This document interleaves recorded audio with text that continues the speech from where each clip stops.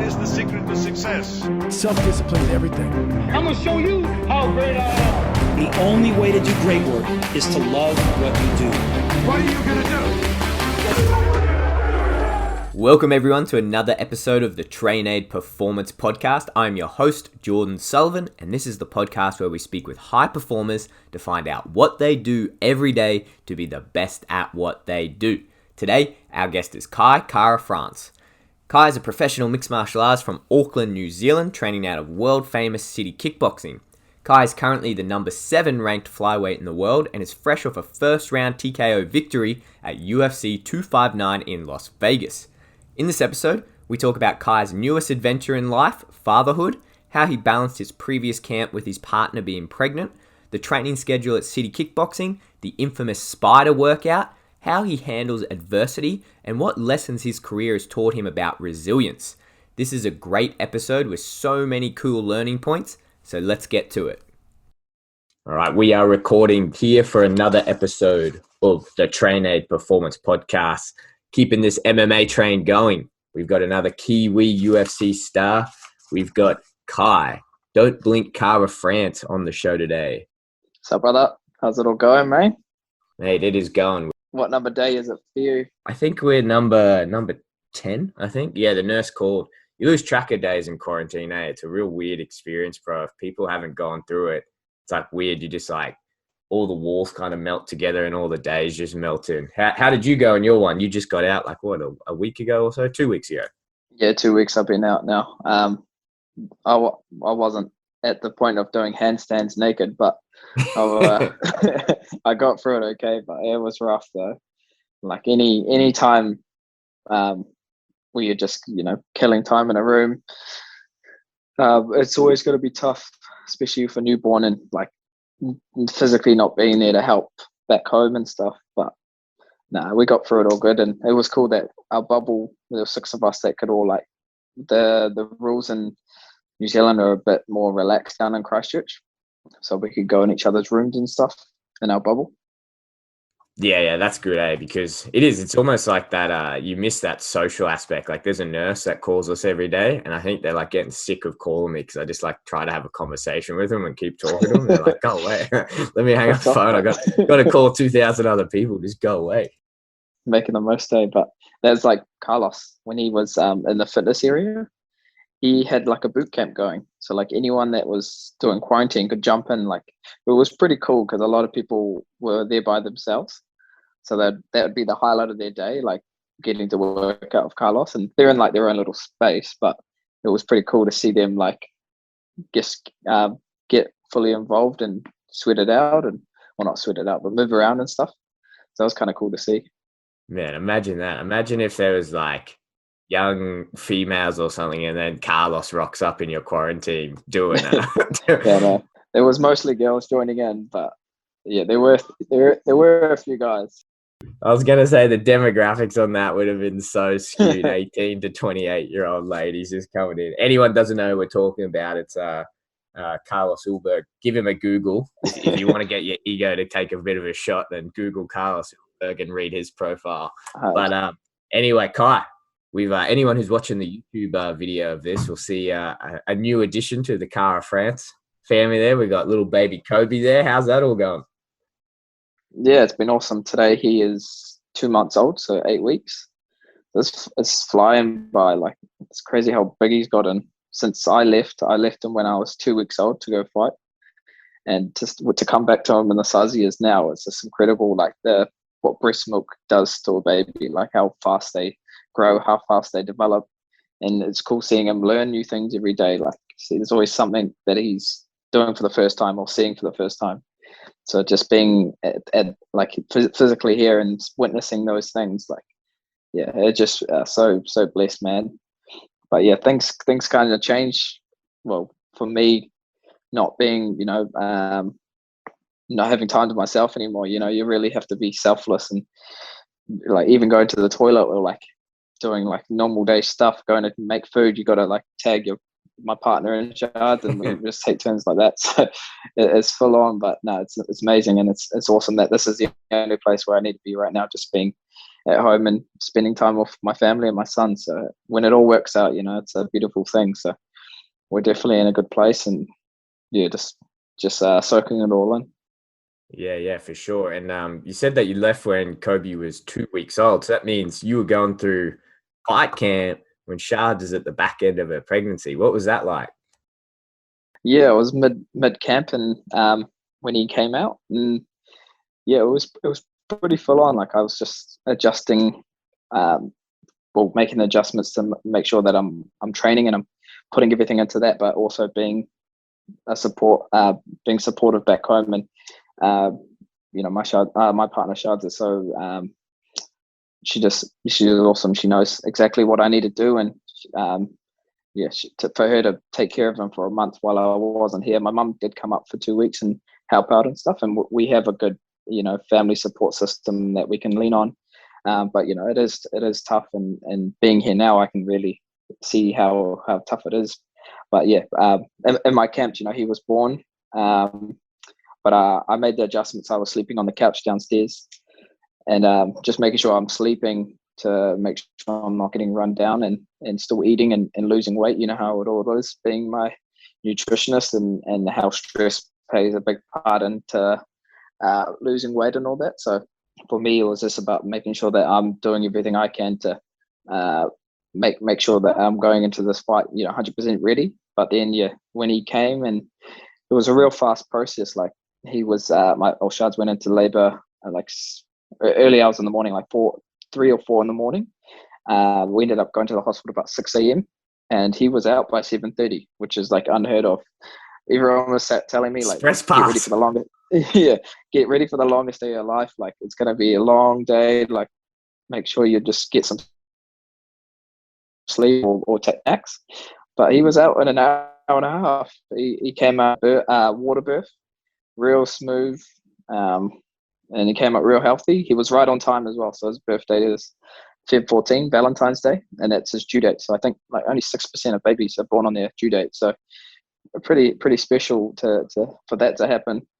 And then obviously we're on a clock, so I only had 2 weeks left before I had to fight. So luckily he did come when he did, so I could maximize the most amount of time while I still was in New Zealand. So yeah, it was awesome. 2 day, like the day after he was born, New Zealand went into lockdown. So we had to, in Auckland, we went into lockdown. So for 3 days, we were at level 3, and Eugene made the call, said, don't worry about moving into the gym, to stay home, do what you can. So I got a little setup in my gym so we could still train, but that was kind of like the best case scenario. I could train in the morning and then just hang out with my newborn son and my partner in the day. So it's awesome how it all worked out. And yeah, we're more than ready come fight week. That was one of my concerns, but one of the thoughts that came to my mind immediately, because like you said, when you're in camp for you guys was full on. Like your training schedule is full on. On top of that, you've got to make sure you're getting your sleep. You've got to make sure you're getting your recovery. You've got to make sure that you're eating right. You're losing the weight. You're doing everything else.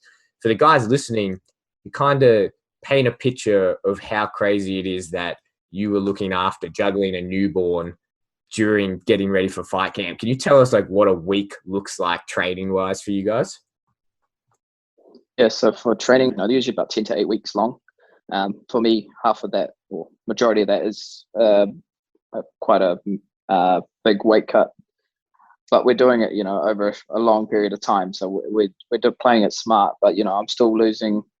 I walk around about 71, 72, but that's me being at my heaviest, cutting down to 57 over the 10 to 8 weeks.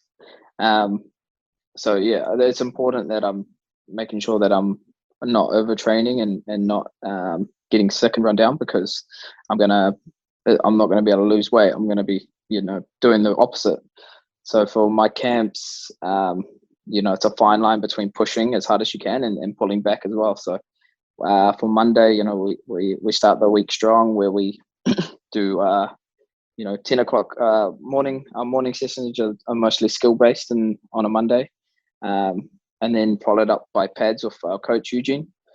So that schedules Monday, Wednesday, Friday. So that same routine in the morning, and then in the afternoon, usually just physio or some recovery based some stuff, and then it's Monday night sparring, so pretty full on. We're not holding back at sparring. It's ramp it up close to the fight, getting in about 10 5-minute rounds, so pretty heavy on the body. Tuesday morning, we're back to either like sprints or shuttles, some high intensity work, followed by 10 a.m. plus, and then 1 o'clock I'll do my strength with Suns, my strength and conditioning coach, and then at 6:30 I would be doing after Suns I'd be doing my breathing coach with David Wood that same day. So that wouldn't be too hard on my body. That's more just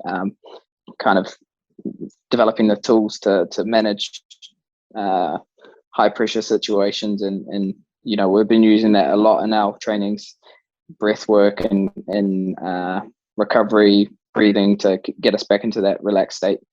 And then Tuesday night we do wrestling with Andre about 6:30. So Tuesday's pretty full on day for me. So I've got to make sure after that, I'm eating the right foods, drinking the right things, train aid, getting that back into you, as well as sleeping as well. So when you've done all those hard sessions, it's kind of hard to get back into that relaxed state. So you're quite wide. So you need to make sure that what we do is we have this breathing protocol that we follow to make sure that we're getting enough sleep. So Wednesday morning, back into that school-based training in the morning, and then we got pads with Eugene after that, just working on game plans and stuff, that new things that we're working on and for this fight, or for my last fight. And then Wednesday afternoon, more just recovery stuff, physio, chiropractor, see Gabe, our physio, Brad, our chiropractor.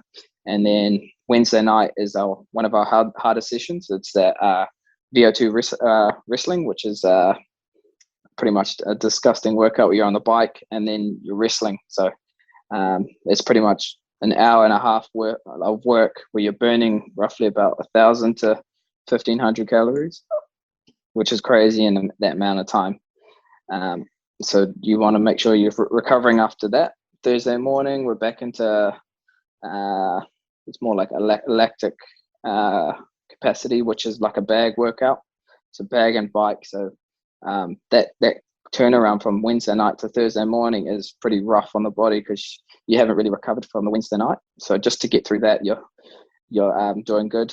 And then Thursday afternoon, I've got my strength again, my other session with Suns. Thursday night is one of my nights off. So that night, just chill, relax, just try to let the body heal, and maybe I'll do an spa just to kind of kickstart that recovery. Friday morning, back to that school base, pads with Eugene, and then Friday afternoon, I'll do a breathing, like a pool session or something with Dave Wood. So it's not too hard on the body, but we're pushing the lungs, and we're trying to get our CO2 tolerance as high as we can. Friday night I have off because Saturday morning is we spar at CKB. So that's a hard session, that one. We get a lot of rounds in on a Saturday, and then Saturday night we have off, and then Sunday about same time as we're fighting. So in Vegas we fight about 5 o'clock in the evening. So in the time difference in New Zealand, we'll train about 12 o'clock. So that's when we do our spider. So that's like replicating the fight. So 3 5-minute rounds. If you're doing 5 5s, then that's how long your spider will be. And that's just a little gut check to see where you are, and when the fight comes, you've done a spider. So you've already fought, every Sunday, emulating the fight. So by the time fight night comes, you've already done the fight, 10 times in your head. So you've had to take down, 10 new person every minute, or defender take down every minute. And if 10 guys can't do that, what's one guy going to do? So it really builds up your confidence and gets you to, I guess, that place you need to be to be able to push through those boundaries and see kind of what you're made of. So I highly recommend anyone that wants to get into combat sports, put themselves through a CKB spider, because they'll see if you really want to do it or not. But yeah, that's our schedule. It's pretty heavy, but it's an 8 to 10 week, training resume. But after the fights, that's why you can have a bit of time off just to let your body. You don't want to be burning the wick at both ends. You want to be making sure that you're just peaking at the right time. And if you're doing that all year round, you won't be able to maximize your performance. So that's why when you have off time, you just want to be chilling and just doing skill-based stuff rather than pushing your body. Yeah, for sure. I remember the first time I came over to see you guys, I was we were doing that charity boxing match with that Rod was running. And I remember I was like my second or third session there, and he's like, "Oh, you ever done a spider?" And I was like, "What are you talking about? What's that?" Oh man, he put me through it, and I was like, "Man, these guys are crazy." Let's talk about that for a second, without divulging all the inside tips and all the inside secrets about it. Can you explain kind of the outline of what a spider is? And for people listening, it's only 15 or 25 minutes, but man, it's the craziest 15 or 25 minutes you'll ever go through in your life. Can you talk us through it? Yes. So the name spider is it's in a person's name. So that's where that comes from. I thought it was something to do with the workout. Maybe there's like eight different workouts, but it's not. It's a guy's name. He used to be, or he was, a SAS trainer. So this is what he does to break people. So Eugene has known him for years, and he asked him to come up for a workout that could get guys ready for fights. So this is the workout that he's come up with, and it's a big part of our system, and it gets you into that state where you have to push through, where there's going to be your teammates cheering you on and all this chaos around you, but you just have to focus on what you have to do right in front of you, and that's what it's kind of made for. And so it's 3 5-minute rounds, either taking people down or defending takedowns, mixed in with body weighted workouts and workouts to make your arms and your legs fatigue. And then the last round is more just pushing through boundaries. So you're getting smashed, people with big 16-ounce gloves, and they're trying to take your head off, and you're just trying to stay relaxed, and you're trying to get up, or you're trying to sweep, submit, or stand up. So the last 30 seconds is where you can really let the hands go, and everyone's cheering you on, and you can really feel like it's fight night. You're just trying to rain bombs on someone and pay back for the punches that they've just landed on you. And it's when you make it out of that 15 minutes of hell, or 25 minutes, however long you're doing it for, you just you're getting stronger mentally, physically, emotionally. So you build on that every week. You kind of set little goals. You be like, okay, next week I want to push as much as I can, and not like sit down after, or I'm not gonna rest at any point, because if you're not doing 100%, it's kind of worthless. You want to be putting all in, because that's how you push past those barriers. And that's why you see us on fight night. We're always coming in shape at CKB, especially the top level guys, where they know where their body needs to be. There's no like stone left unturned. So when we make that walk out to the octagon, that's where the confidence comes on, from that spider workout, because you've done it for 10 weeks. They haven't broken you. When all these new guys coming through, what's this one guy going to do? So yeah, it's a massive part to our gym. And let's talk about that, because it's a huge thing, right? And lots of gyms do bad positions, and they do, fight simulation to put you guys in like the worst position possible. Spider kind of takes that to the nth degree and does it in almost like a sadistic way. If anyone hasn't seen it, like, I'm sure there's videos and stuff about it, but have a watch. But your last fight, that would have come into handy. Yeah, that would have come in handy big time. Not only just Spider, but the work that you're doing with Woody, with the breathing, and, putting your body through physiological stress. How much did that pay off? How much did the combination of Spider and doing that work with Woody pay off in your last fight, those first 3 minutes? Yeah, that was a massive help. When I was caught in those bad positions, kind of uncomfortable, and you don't know how far you can push it. But then, with Dave and helping me control my breathing and getting into that relaxed, as relaxed as I can be, and then that kind of peaceful, finding peace in the chaos. I lasted like a minute for the first time. The second time I did it, after he told me kind of do this, you can come up whenever you want. There's nothing holding you back. Just when you get down there, just stay present, stay in the moment, and just tell yourself, it's all good. You're going to get through this. Everything's going to be fine. I lasted like 2.5 minutes just from what he was saying. So your body's an amazing thing that you can alter your state and make sure that give yourself confidence. And when I was stuck in those bad positions, when I was getting choked, and I could feel it getting tighter, but I could always breathe. So that's always enough. If you're still in it, you're still in the fight. So I always kind of get myself that positive affirmation. Just keep fighting the hands. I'll find it. I'll get out eventually. And then at one point I was like, what am I doing? Just get up. I don't need to, keep doing this. I just need to get to my feet. And I guess that's what I did. And I could hear him getting tired. He's right next to my ear, breathing real heavy. So when I got to my feet, I knew he was going to be tired and fatigued. Different muscle groups when you're grappling and then you're striking. So I kind of had the urgency to put the heat on him and push the pace. And then I could hear my Andre or Eugene saying 30 seconds, just stay on him. So then, I found my range and then hit him with a right hand, right uppercut, and another right hand. And that was kind of all I needed. So I should have followed up, thinking back on it now, just because of the way he's reacted, saying Herb Dean, I should thank Herb Dean for winning me that fight. But have you not watched the fight back? Like, my opponent is a bit delusional if he thinks, I was lucky to get that win. But when you face plant like that, it's a wrap. So I did the Mark Hunt walk away, did a lap, and then Eugene's like, run back over. It's not finished, because Herb Dean never officially like a wave like that to signal the fight was off. So when I went back over, he thought I was taunting him or whatever. So it is what it is. But it's awesome to get my first finish in the UFC. I'm ranked number 7 now, 5-2 in the UFC. So we're in a good place, and I can't wait for the next one. I see myself fighting, in the second quarter of this year.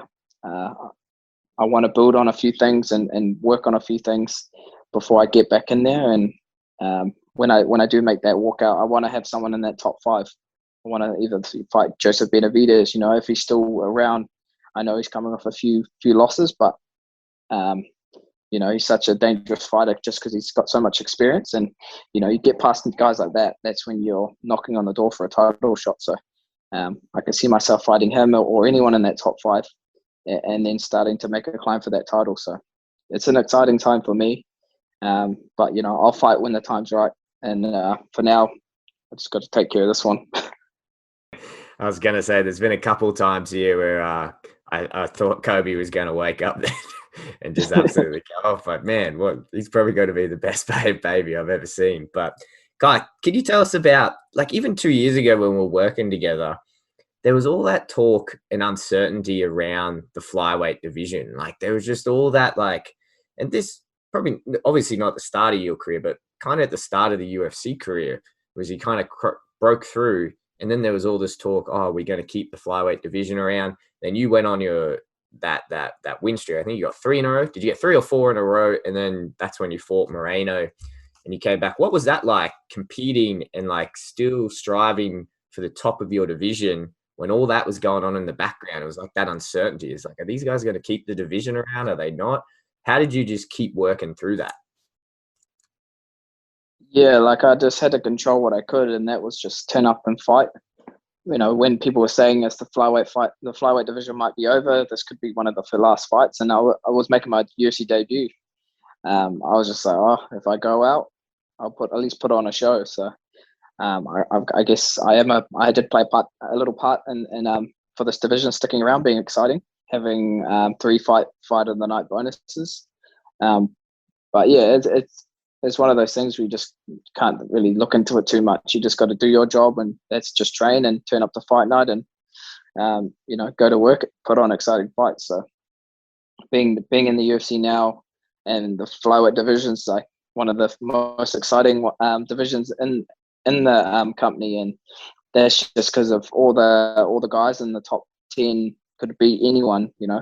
It's so evenly matched at the moment, and to have the guys Moreno and Figueiredo go to war and get potentially fight of the year already, and so early on in the year, that was awesome for our division.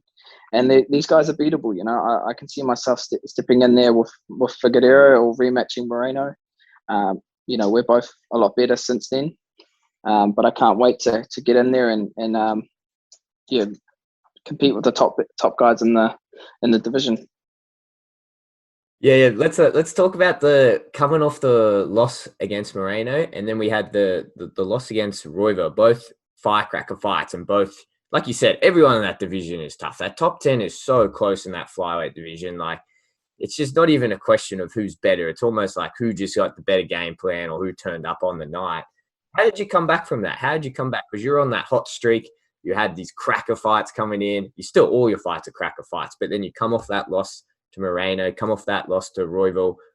What's gone through your head? What's gone through your head, and how do you come back from that and get ready? And then obviously you came back out and put on a huge performance of the night. What goes through your head to get you mentally prepared for that? I guess it's a combination of things. You just got to pick yourself up and just do it again. I've got so many good role models, great men around me that I look up to. My teammates, my coaches. Having a head coach like Eugene, he's really installed a lot of things that change your life, and just the environment that we have at CKB. We've got so many fighters there, so much wealth of knowledge to feed off, and my family and my support system. I knew I'm one of the best in the world, and I don't need to, my insecurities. I don't need to, give myself affirmation and kind of dwell on that. I just got to turn up to the gym and keep putting in work. I'm still young in my career, and I knew this, and those losses that I have, a few little minor adjustments, and we could have easily got those wins. So for me, I just had to keep turning up to training and just keep, building off progress. Even though I took a loss, it's a learning experience, and at the end of the day, it's all experience that's going to help me in the bigger picture when I do eventually fight for the title and fight those high level guys. So with David Neef, our mental coach, he's done a lot with, I guess, honing into where our flaws are and where we're making, I guess, where we're blocking ourselves mentally. And for me, it was more just stepping into like my alter ego. So in fight night, not dwelling on anything that's happened in my camp, not thinking about anything else, but stepping into this alter ego, which is like Superman version of myself. So that was massive and powerful for me, just kind of turning into this, what my ancestors would have done, hundreds of years ago, fighting on the battlefield for land, kind of using that as motivation and knowing it's in my blood to do this. I'm just a modern day version, and being Māori and being proud of my culture and proud of my people. That's the kind of mentality I step into, where I'm stepping into, this warrior mindset, and come fight night, that's all I'm thinking about is bad intentions. And now, so you were there for my last performance. I'm really kind of more clinical when I need to be, and that's just experience and just getting more comfortable in the ring. I didn't want to take too much time off when I took a loss in Fight Island. Losing to Ravel, and it was a close fight, but I just got caught with an elbow, which eventually led to getting submitted. But I know I'm tough, and I know everyone's tough in the UFC, but it's not about that. It's about training smart and I guess turning up on fight night. Anyone could beat anyone, and that's what's exciting about our division. You just got to turn up fight night and put it on when it needs to happen. So for me now, it's just about keep learning, keep developing my holes in my game, which I've been doing, and also just adding little things, working with my breathing coach, working with our mental coach, always coming into these fights fit. My cardio, was the best it's ever been for this last fight, just because I didn't just start 10 weeks out. I was building into that since my last fight. I never really took time off training. I just kind of worked on my maintenance as well as slowly building up. And then, when you come into these big fights overseas in Vegas, being in the fight capital of the world, there's no like time to second guess yourself. It's just go time. And yeah, that's how I kind of built myself up again. And now we're back in the win column. We're in a good place, working with the best in the business like yourself, and the best team in the world, City Kickboxing. So I know we've had a bit of a rough stint in the UFC this year for our gym, but little adjustments and we'll be back better than ever. So for me personally, just gotta keep ticking those boxes, keep training, keep doing what I've been doing, and eventually that title. What do you think has influenced your mindset like that, Kai? Because you've been around so many other different fighters, so many other different athletes, people in all walks of life, where they just don't have that attitude, where if they cop a loss or something doesn't go their way, the whole world turns upside down. And then it's just like a cascade almost of like all these other things going wrong because they don't know how to handle, they can't handle that loss. They don't have the mental tenacity to be able to deal with it. Why is it that you can deal with it so well? Have you always been like this, or is it something that's been drilled into you? Have you trained this mindset, or what is it? Like, I guess for me, I've been in the sport for so long where like I was pretty much I learned the sport as I was growing up. So I started jiu-jitsu when I was 10. I used to get bullied for my size. I'm a flyweight, but I've always been small. So for me, it wasn't about like getting into fights. And when I was younger, it was about building the confidence up where I don't need to get into fights because I know I'm better than that, and I don't need to prove myself. And in my family, I guess I always got installed hard work was always installed into me from my brothers, from my dad, from my mum, and the rest of my family. So that kind of lit a fire underneath me. I couldn't make it, and I knew I was going to be an academic at the rest of the family. I didn't want to go to uni. This wasn't for me. When I made the call to move over to Thailand and chase my dream and to be in the UFC, I knew I kind of had to prove myself to my family that, I'm not just going to waste my time and I'm not going to pull out of things. I guess in my past, I was a bit flaky and I would never kind of commit to something fully. And with fighting, that kind of gave me the ultimate, it was the ultimate for me because I was pushed in every aspect, mentally, physically, emotionally, spiritually. So when I made the move to Thailand and I was kind of all in, I dropped out of uni. I didn't have much money. I was fighting to put kind of food on the table, and I did have a scholarship at Tiger Muay Thai, so I was getting food, housing was paid for, and training was paid for. So pretty much a dream as a young fighter. I was only like 18, 19 at this age, but I wasn't winning fights over there all the time. So I had family, saying maybe come back home, maybe go back to uni, maybe this isn't for you. And for me, I was like, nah, if I got myself into this, I'm going to get myself out of it. So it was a great learning curve for me, because when you kind of immerse yourself into something and your back's against the wall and you kind of at a crossroad where you're like, do I go home and do that, the normal 9 to 5 and do this as a hobby, or do I just say, nah, stuff that, I'm going to keep going all in? And I know it's not the smartest because there's no security. You don't know how long you can fight for. You don't know when the next paycheck's coming. You don't know how long you can live overseas and your family just think you're on a holiday.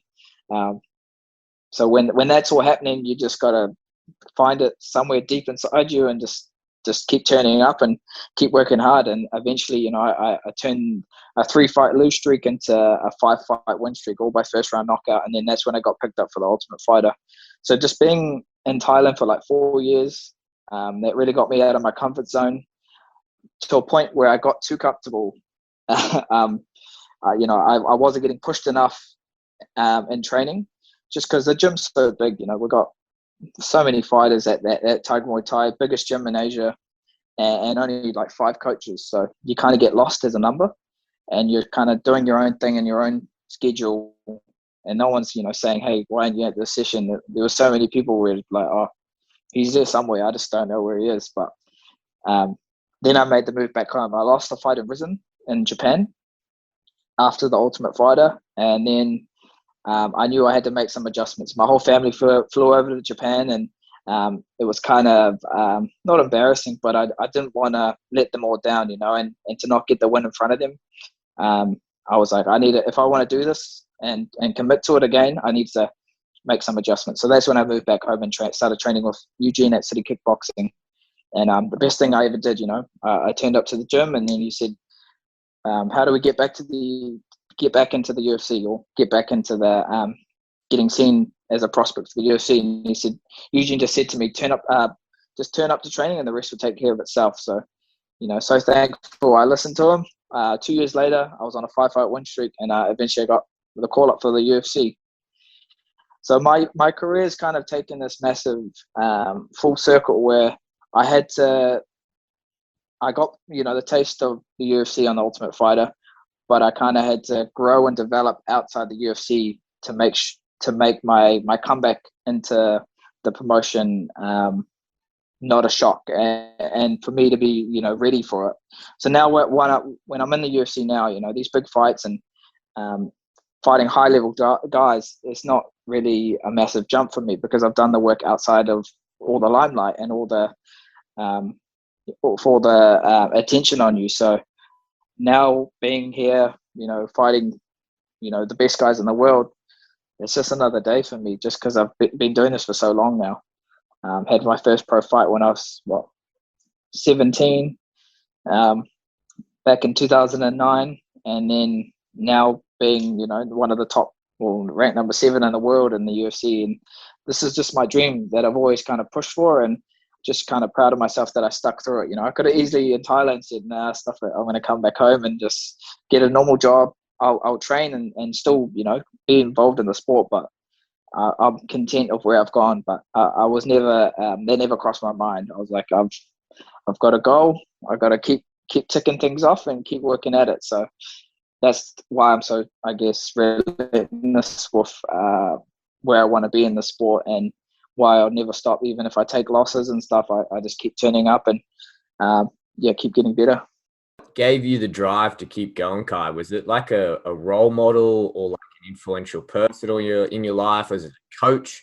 Was it a family member? What was it like when it got tough, and say coming out of Ultimate Fighter, or in that when you're in Tiger and you had those little rough spells? What was it that kept your eyes on the prize and being like, yeah, you know what, this is going to be something, I know I can make it, just like give me more time, I just got to work?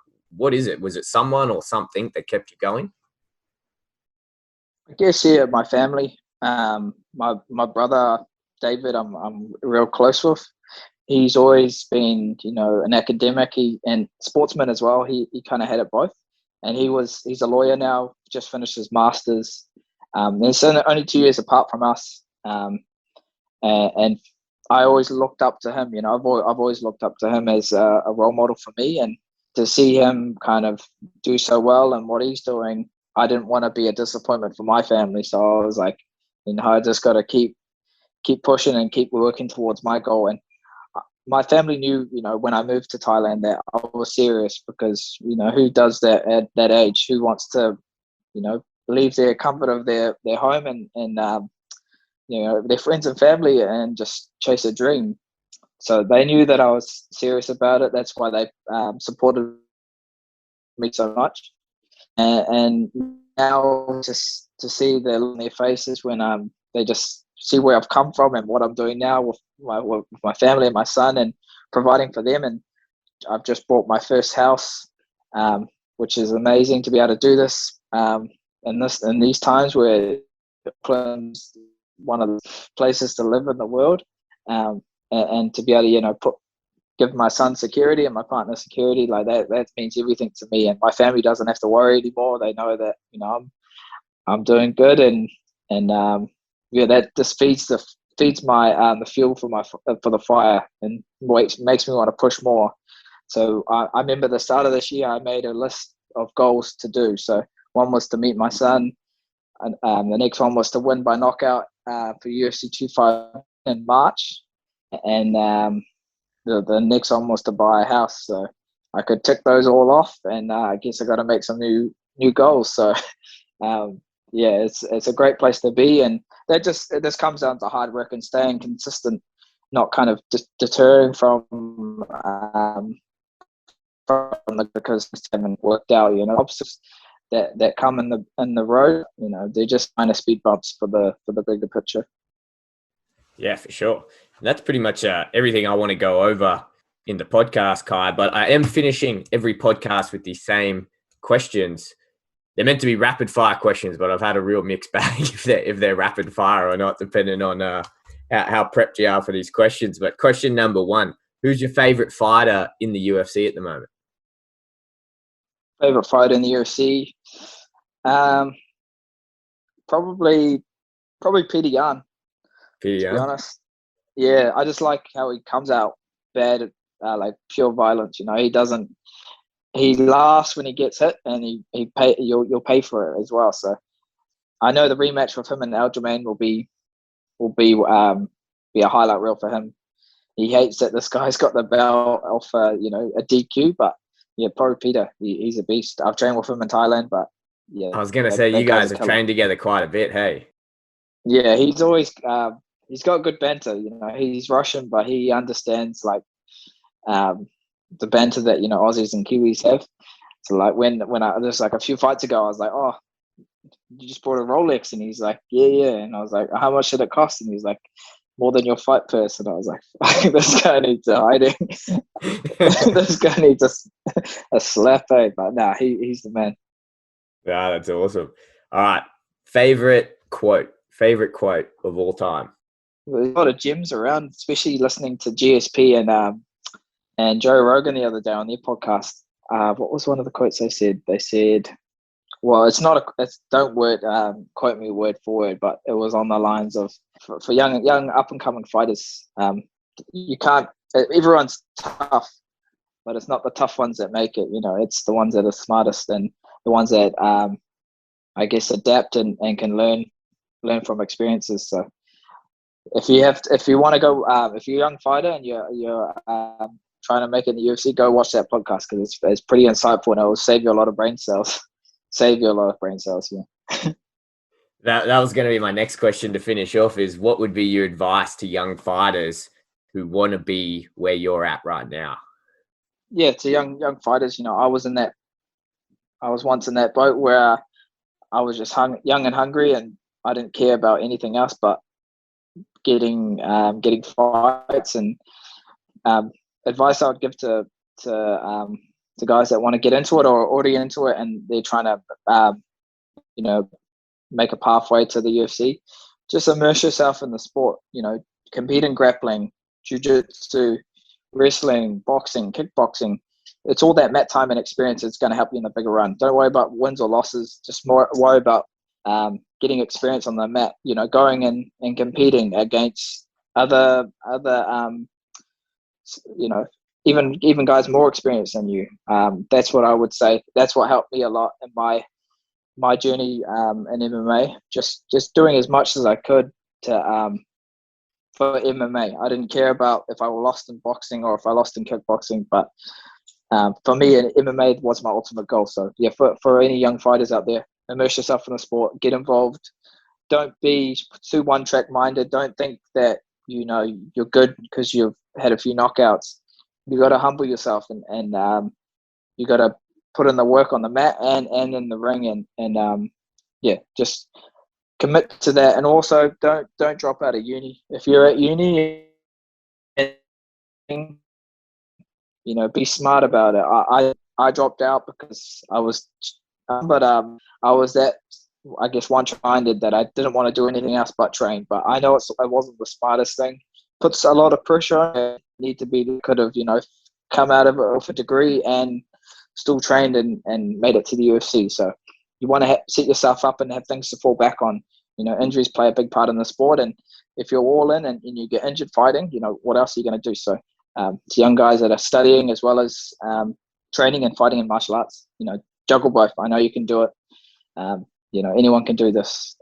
Do both. And seeing my partner and having a son now, I know how much hard work it is to do both. So yeah, if you can juggle it, I would do both, study and train. Yeah. Yeah, for sure. Hey, that's like sounds like an ad for Kai France's youth mentorship program. After hearing that, I would buy a spot in that to get it. But Kai, at the end of every podcast, I'm putting together, based on what you guys say, the tips for high performance for everyone that comes on. And I've wrote down 4 points for you, and feel free to add to these. But I said for Kai France, the 4 points for high performance are: build confidence through the hard work, number 1. Number 2, surround yourself with the right people. Number 3, commit 100% and go all in if you're going to do it. And number 4, lastly but not least, patience and trust the process. Is there anything you'd add to that? No, that's they're pretty spot on there. You've got everything there. I guess one more thing to add to that is, if you do face adversity, stay true to why you started it. Why did you start this? Was it to shut up, to stop the why did you start this? To stop bullying, or to get fit, or to better your life, or to support your family? You just got to have those things to kind of constantly remind you, and that will help you in the long run. Yeah, for sure. All right, that's awesome. Now, Kai France, you've got heaps going on. You've got KKF coming out, but just for the guys listening here, if they want to follow you along, they want to follow on with any of the number of projects you've got going on at the minute, give us the plug. What's your Instagram? Where can they follow you on YouTube? What's the new clothing you've got going on? Give us a spiel. Yeah, so if you want to follow my journey, the road to the title, it's not too late to jump on the hype train. It's taken off, and we're making traction now. So Kai France on Instagram, Kai France on Facebook, Twitter. I've just started a YouTube channel, which my first episode should be dropping next week. These are going to be daily vlogs, training vlogs. If you follow me already, you know that I'm into sneakers. So we'll be doing sneaker reviews and unboxings, food reviews. I'll be getting special guests onto the channel, not just fight related guests, but a bit of everything. And just kind of, I'll be putting out content that people want to see. So you can comment and tell me what you want to see more of, and I'll listen to that. So keep an eye out for that. Like, subscribe to my page. I'm going to be trying to update it every week with a new video. And then also my clothing line, KKF. I work a lot with Oni, my good friend, that we've got some shirts coming out soon, and some shorts. And I've got something big on the horizon. I can't announce it yet, but it's something massive, and it's something exciting for everyone in New Zealand, not just New Zealand, but whoever wants to get involved. So stay on the lookout for that. But exciting time for me, and always a pleasure talking to you, Geordie. You've been a massive part of my journey, especially in the UFC, making me cut weight, making me not lose money, and making me perform my best when it comes fight night. So I really appreciate it, and appreciate your time here. Nah, of course. 7 from 7, I think we are on the scale. So, man, and plenty more to come. I think the goal is 2020 for the flyweight title, but it's coming soon. I think it's inevitable. Like, we're going to see it happen. And City Kickboxing, exactly. Like I said, going through a little bit of a lull at the moment, but by the end of the year, we'll all be back. But Kai, I appreciate you taking the time. I feel like you're one of the busiest men in MMA at the moment. Got so much going on, but appreciate you taking the time, bro. We'll chat soon, hey?